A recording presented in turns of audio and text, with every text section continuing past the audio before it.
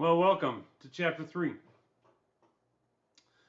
Chapter 3 is about cultural perceptions, basically, in communication. and it's sometimes it's easy to see how two people can see something differently, and other times it's so confusing because people think that they are so right. In my speaker's notes, I've included a little cartoon. There's two people standing on opposite sides of a number painted on the ground. One of them says 6, the other one says 9. And the quote below it says, just because you're right doesn't mean I'm wrong. You just haven't seen life from my side. I love this cartoon the first time I saw it, and it is so true as far as people's perception. And a lot of cultural communication, intercultural communication, is based on perception and sensing.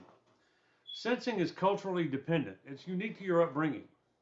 If you were brought up living off the grid, shall we say, and you walked outside and you saw clouds, you might say, okay, there's a storm coming in, I gotta lock everything up.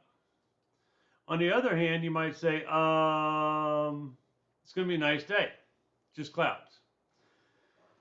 A lot of people that live in the city depend on the weatherman to tell them what's going on, not what they sense when they walk out the door. As I was reading this chapter, I was reminded of a conversation my mom and I had. My mom's 90, and I'm still afraid of her, by the way. But she said, she was telling me about her parents. And she said, yeah, I'd asked Mom if we were going to do laundry today. She said, I don't know, I got to go out and look at the clouds. And she'd go outside and look at the clouds and come back in and say, no, we're not doing laundry, it's going to rain. And I never could understand how she did it. Now, my mom grew up in the country and she never picked that up. So I'm not saying everybody's like that. Rural versus urban. You know, if you grow up in a rural area, there's certain things that you sense that you pick up on. North versus south. It's the same way. A lot of people, I'm legally blind, and I may have told this class this before, I may have told one of my other classes, but sometimes people say, well, you know, I heard when people go blind, their hearing improves. Your hearing doesn't get any better, but you learn to rely on it more than you do if you are sighted. For example, a blind person might turn his ear toward you when you're talking so he can hear you better. And a lot of people perceive that as, well, they're not paying attention to me. No, that's how they hear better. So, and field dependence is how the object is influenced by its background. There's a nice story in the textbook about a big fish. And the Japanese see the big fish differently than the Americans see the big fish, because they look at the whole thing and the Americans look at the fish. So how do you see things? And how is it influenced by the background? It's there. And one thing that came to my mind is something like a snowshoe rabbit. Up in the north, and yeah, I've lived up there a while, they have rabbits that turn white during the wintertime and brown during the summertime. So if it's a white rabbit and it's on a white snowy background, it's hard to see. And your perception of it is limited because it's camouflaged. But when it moves, you notice the movement. And many of you that may have hunted deer or something in the South can understand the same thing with woods. You know, have you seen a deer run across the woods, run across the road into the woods, and you stopped and looked for it, and you couldn't find it? Because the field, the background, it was blending in. But when he started moving again, or when the tail twitched, you could find it. Perceiving selection is selection, organization, and interpretation. How do you perceive something? It's based on these three things according to the textbook. Selection, organization, and interpretation. What does that mean? Let me correct this in my notes real quick. It means that what you see or what you gather from communication is you get stuff all the time. You get all kinds of stuff. And most of it's handled by your subconscious. Have you ever walked into a situation and you felt something's not right? Yeah, something not right. I don't like this area. I don't like, I just feel uncomfortable here. You don't know exactly what it is, but you perceive something is amiss. Your senses are telling you something isn't right. And most of the data, the stimulation you get is subconscious. So we don't really know a lot of times what is making us feel that way, but we know that something isn't right. And something I compare it to is I've told y'all I have tunnel vision. Like looking through a straw. Put your hand like this and look through it. If I'm talking to a person face to face, all I can see is one eye. Well, a lot of times we have tunnel vision in the selection process. If you are looking for a specific item in your house, you're looking for that item, so you ignore most of the stuff that's not that item. But anything that kind of resembles that item catches your eye. If you're a hunter and you're out in the woods, you ignore a lot of stuff, but other stuff catches your eye. You're tuned into that one thing. New languages are difficult. And this goes to auditory more than it goes to visual. But there's a lot of sounds that we're not used to using or making. And it's hard for us to make those sounds or sometimes if we weren't raised in that culture where that language is prevalent. A lot of times we try to understand, or a lot of people from other countries that come to America and learn English as a second language always pronounce something different than we do. And we can hear it in their voice. Oh, you're from so-and-so. Well, and most people understand how we know they're from so-and-so. But you hear that voice that they have or that certain way they pronounce certain letters. And you know that they learned English as a second language, and where they grew up culturally, they weren't used to saying that. So it sounds a certain way. And if you try another language, it's the same thing. I had difficulty with Spanish because of the R. I never could get that. German I was good at, and Russian I was good at, because it's harsher, I guess. I don't know. But linguistically, I've always had a problem with Spanish. Organization. When we look at something, we organize it so our mind can comprehend it. If you remember, when we talked about stereotypes, I mentioned something similar. Just so your brain does not get overwhelmed, you see something and you organize it. You put it in this little pocket right here. This is where it's going to go. So I can relieve some of my brain function. So when we organize, we focus on the whole thing. We don't focus on the minute details of it. And we group objects together. The textbook has this great little part in there about a cow, a chicken, and grass. And how do people from different cultures associate those things, group them? Those of you that grew up watching Sesame Street may remember one of these things is not like the other. Da, da, da, da. Okay, I don't sing well. My grandson asked me not to sing, so I apologize if I hurt your ears. But how do these things go together? And using the cow, the chicken, and the grass, according to the text, most people in Japan would put cow and chicken together, chicken and grass. I guess right a minute. Most people in America would put cow and chicken together because they're both animals. Most people in Japan would put cow and grass together because the cow eats the grass.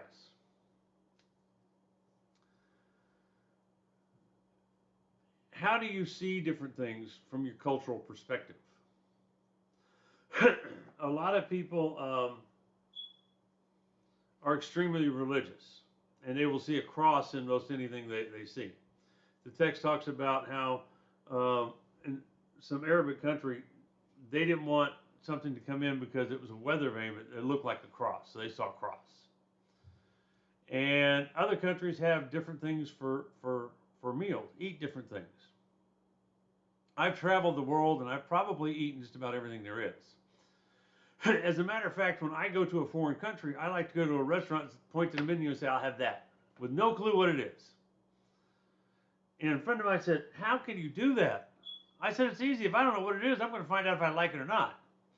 If you tell me it's da-da-da-da, I might go, oh, no, I don't want that.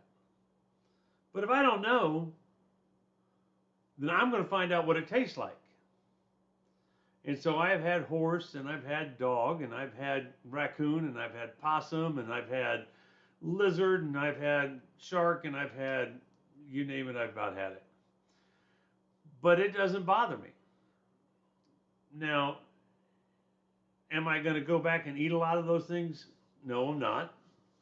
But I didn't want my mind to give me the perception that, ooh, I can't eat that because, that's a pet. I wanted to find out what the locals had. Guinea pigs, Peru. My grandson had a fit when he found that out. But I didn't want to know what it was. I wanted to eat it and find out if I liked it. And so far, I've liked almost everything I've eaten. There's a few things that I didn't. And there's a few things that when they're cooked one way, I don't like them, but they're cooked another way, I do. So culturally, we eat differently. And what's acceptable in one culture is not acceptable in another culture. Is it right? Is it wrong? I don't know. I don't judge other people by what they grew up eating. My wife's from Illinois, and she likes chicken liver. Yuck. Never have liked them. I've tried them. I've tried to eat them, but I don't like them.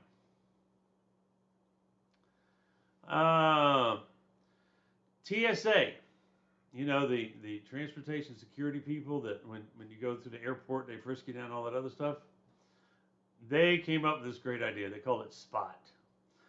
Screening of passengers by observation techniques. And they would look at people standing in line. And they'd look for things like fear and deception and were they whistling? Were they yawning too much? What were they doing? And the problem is it only had about a 1% success rate. And I mean, to me, it was pretty straightforward. I don't know about you, but when I travel, I don't sleep well and I get tired and I get irritable. So, most of the people traveling, they were using these things like, is that person yawning too much? Is that person whistling? Is that person dozing off? Is that person look like they're not paying attention? Does that person look like they're trying to hide something? Does that person look disheveled? Have you ever been on a 12-hour flight and got off? It's not easy to look spry and cute and ready to go. So they were trying to spot these people that could possibly do wrong by observing them. And a lot of the things that they were using were culturally maybe okay for the United States, but are wrong in the U.S., but culturally okay somewhere else.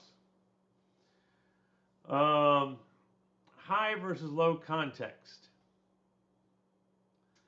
This is where we get into the East versus West. And I really hate those analogies. Because it's like saying men versus women. Yeah. There's a lot of things that some women are very athletically inclined and can throw and run and everything else. And there's some men that can't. But you can't say as a group this and this. But they have for years they're going to with this high versus low context of communication. High is Eastern. They call it Eastern. Asia.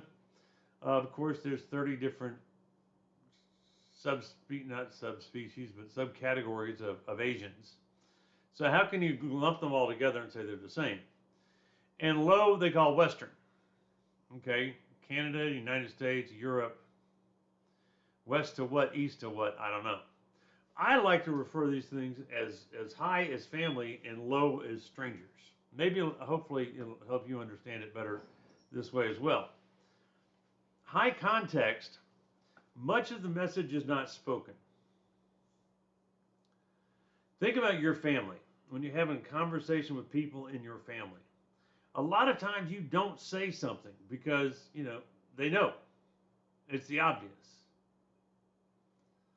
On the other hand, when you're talking to strangers, they have to put more information in the message, in the words, because you don't understand them like you do your family. The concept of face. Face is important in collective cultures. Now here we go with the East and West again. Eastern cultures are collective. That's more important for the group. Western cultures are individualistic. We in the West, in America and Russia, or America and Europe and Canada, it's, we stand on our own. We're independent. We do this. I'm not concerned about all this other stuff. So, in the concept of face, and you've all probably heard the phrase saving face, it's you don't want to be embarrassed. It's important in a collectivist culture not to be embarrassed. It's important not to embarrass someone. It's less important in individualistic cultures. People in the United States often don't have a problem with embarrassing somebody else. Communication challenges between high and low context. High is implicit, nonverbal communication. It's more indirect and more rule-oriented. For example, when my household, when something can't be found, the common phrase is, "It's with the atlas." Now, if you couldn't find something in the classroom and I said it's with the atlas, you probably would have no clue what I was talking about. But 40 years ago, my wife and I came back to the States, and we bought a nice atlas. And for those of you who don't know what an atlas is, it's a book of maps. And we used it because we didn't have phones that had, GPS on them and everything else, and maps.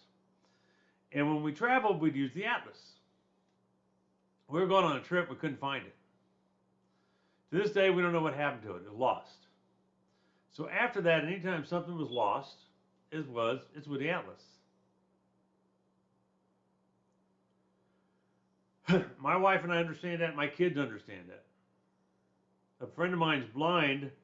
When his wife puts things out for him, she says it's in a certain place on the counter.